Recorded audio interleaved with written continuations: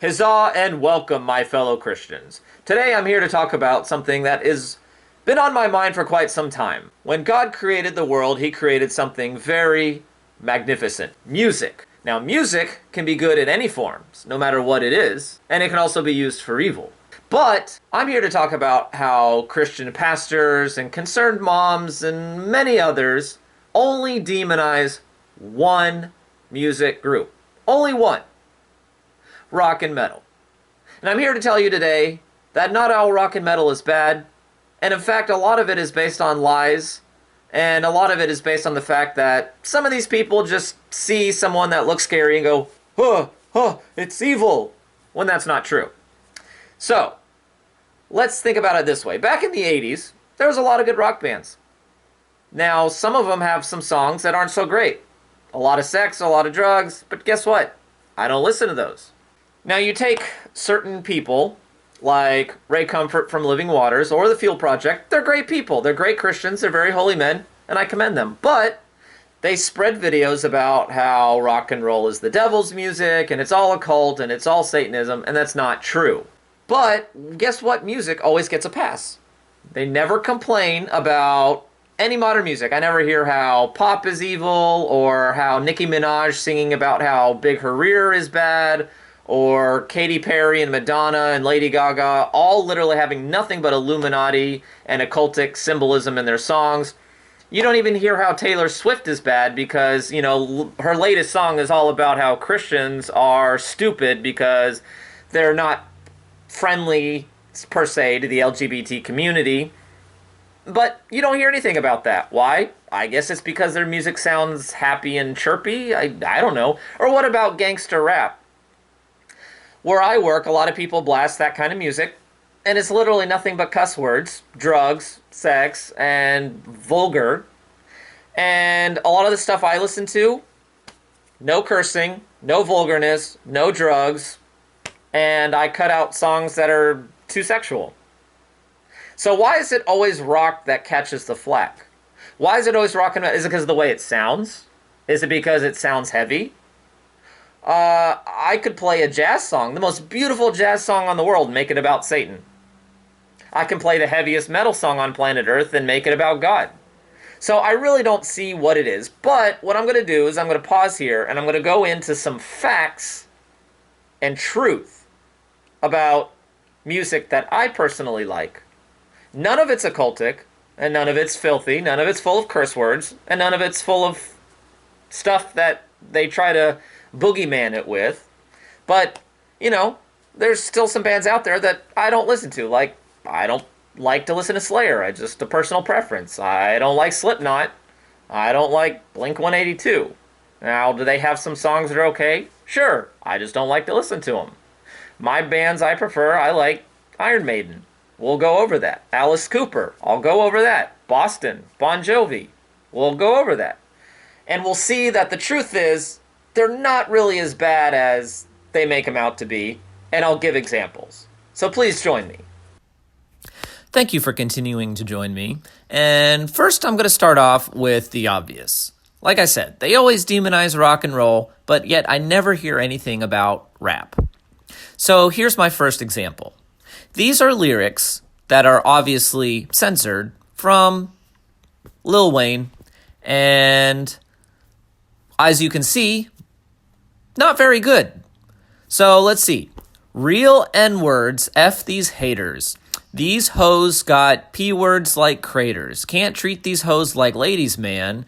P-word, money, weed, codeine. She says my D-word feels like morphine. I hope my name tastes like sardines to these N-words.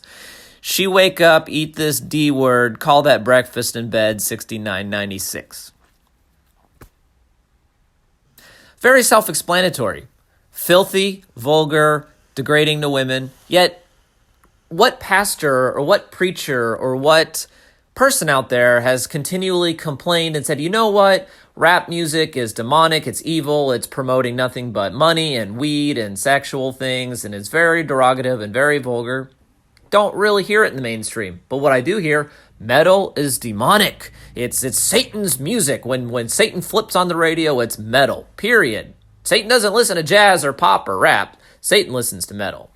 So this is just an example. You can go into Snoop Dogg or Wiz Khalifa or Drake, and you can just see more of this. It goes on and on and on. So I'm about to come to the defense of metal, so let's get into it.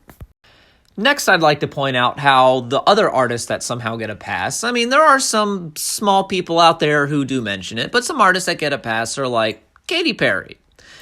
Katy Perry, when she was in the Super Bowl, in a lot of her videos, there's a lot of occultic Egyptian god worship and other things in her music. Yet, no one complains about her. Or what about Lady Gaga?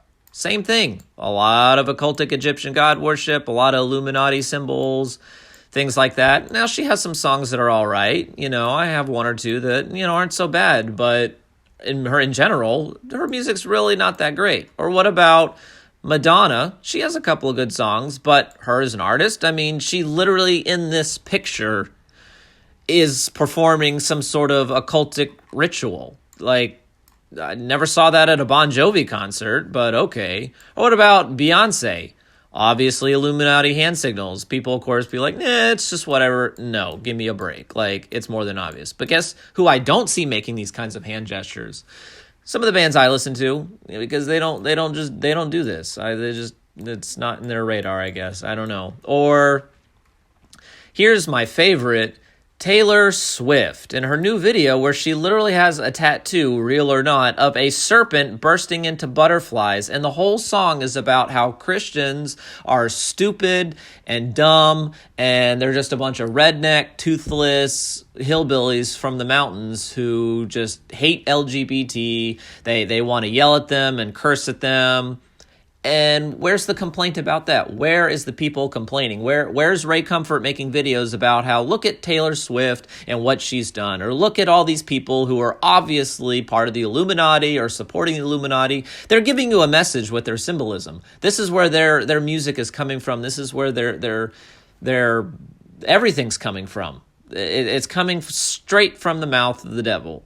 And don't hear a word about it. Why? Because Taylor Swift has a prettier face and, she doesn't have makeup on, or she doesn't wear black. I don't know. Like, where's the complaints about this? I just don't get it.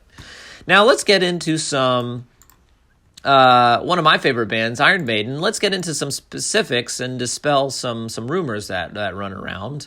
And we'll start there. So for starters, I guess one music that the Fuel Project would consider occult, because it's hard rock or whatever, is Iron Maiden. And you know what? The thing about metal and rock is it's not always pretty. A lot of their mascots or imagery is not always pretty, and it's not supposed to be. I get it. But Iron Maiden, I'm going to sit here and list off a couple of their songs and what they're about. And let's see if there's anything about sex, drugs, Satan, occultism, and we'll go from there. Let's see here. Iron Maiden, Empire of the Clouds. Beautiful song, beautiful piano. It's about a British airship that crashed in India. They built a giant Zeppelin, it crashed, exploded, many people were killed. Very sad and unfortunate, but I learned a little piece of history. I actually went to YouTube to research this royal airship. It was called the R101, and everybody in the comment section said Iron Maiden brought me here. So wow, they actually educated somebody. The Trooper, it's about a battle between the Russians and the British. Tears of a Clown, it's about the death of Robin Williams. Phantom of the Opera, it's about the play The Phantom of the Opera, about the Paris Opera House. Rhyme of the Ancient Mariner is based on a poem story of the same name. Alexander the Great. It's about the life and conquests of Alexander the Great. Blood Brothers. It's how we're all related and we need to make the world a better place. Sometimes one of the lyrics is, sometimes I'm ashamed of us all, because he's basically saying, look at all these wars and greed and lust, and look what it's turning us into. It's making us a horrible place, 2 minutes to midnight is based on the doom clock, where I don't know who came up with it, but there's like a doom clock where the closer it gets to midnight, the closer it is to world destruction. But the song is about how the elites, greed and lust for war are pushing us towards the end. I mean, I could go on. There's other songs that have nothing. And you look at all these songs, nothing about the occult, nothing about sex, nothing about drugs. And guess what? There's not a single curse word in any of these at all. Nothing degrading to women, nothing degrading to Christians, nothing. So why does this get disparaged and beaten to death, and Lil Wayne gets a pass, or Beyonce gets a pass, or Taylor Swift gets a pass. I don't get it. Now in defense of a few other bands I like Alice Cooper. Originally, Alice Cooper wasn't a Christian, but he became one. And one of his albums actually was in a Christian bookstore because it was pointing people to God. But the funny thing is not all the lyrics were God, God, Jesus, Jesus. It was just regular rock, but it was, implied. And it's great. There's nothing wrong with it. He's a great guy, and he was interviewed by Pastor Greg Laurie, which is something you should definitely watch. Pastor Greg Laurie interviews Alice Cooper. Alice Cooper's a great guy. Now, Twisted Sister, a lot of people would see their makeup and outfits and be like, oh, that's scary. But Dee Snider himself is a Christian. They even made a Christmas rock album where they play Christian songs in rock form. And I remember back in the 80s, Dee Snider actually came to Congress because something was going on where they were like, how you guys are all evil and devil worshippers. And he's like, I'm a Christian. I have a family. I have a wife. I have a daughter. My values reflect my life. I'm not this horrible person you make me out to be. Dave Mustaine, I don't listen to Megadeth, but I heard he became a Christian, and he changed some of his lyrics in certain songs he doesn't play anymore to reflect his faith. Stryper's a Christian metal band. What makes metal and hard rock a cult? Is it just because of the way it sounds? I don't know, because Stryper's a Christian metal band. Ain't nothing wrong with them. Now, one of my favorite bands of all time, Dokken. All of their songs are about the ups and downs of love. No sex, no drugs, no occult, no Satan, no devil, nothing. And I'm going to put links to some of their lyrics in the description below, and you can read the lyrics for yourself. There's nothing there. Not a single curse word. Nothing about drugs. The only song about drugs when it came to Dokken was about them overcoming drug use, because that's just what rock stars did. But they didn't pollute their music with it. Most of them, some of them, you can sit here and give me a million examples of, well, this band has a song about this, or this band has, I get it. That's great. But I don't listen to that.